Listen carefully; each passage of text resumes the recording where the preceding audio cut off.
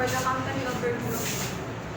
If mga economy logistic company ng Philippines is traveling with innovation to its order fulfillment process. The company specializes in transporting parcel across the Southwest Manila. So from the problem statement, it's showing how company faces inefficiency in order fulfillment because of more specific issues. First is inconsistent order data from multiple channels. Second is manual payment verification causing delays. Third is incorrect package routing sorting hubs, and last is customer cannot track parcels in real life. So, for the main processes in order fulfillment, order submission, and centralized reporting. So, ngayon, ang order ay centralized and sa isang database na siya pupunta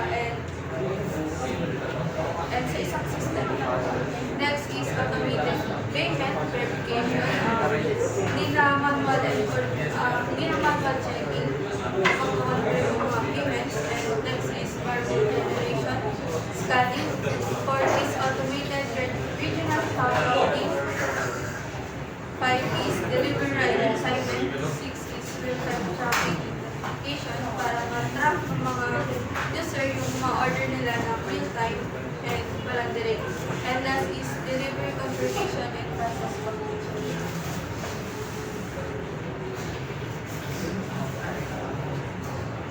So, ayan, makikita nyo mag-start then dadaan kung mag-place ng order sa user, then isasagot sa user yung order via web app or branch, which then dadaan siya sa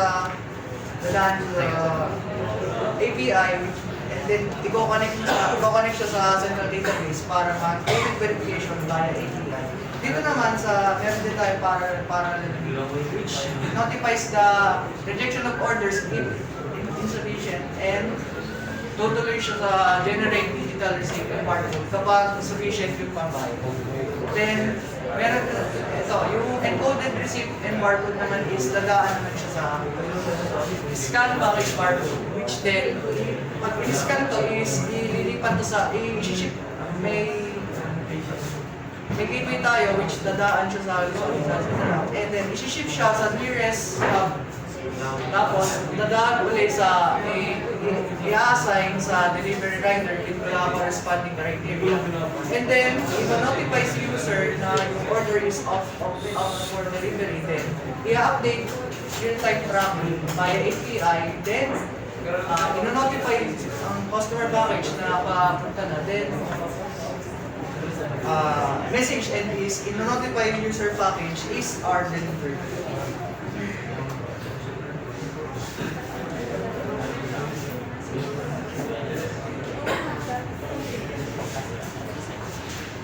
So for automation solutions implemented, in centralized order management system payment verification via API, barcode scanning system, automated hub routing, real-time tracking API, and automated customer notification system.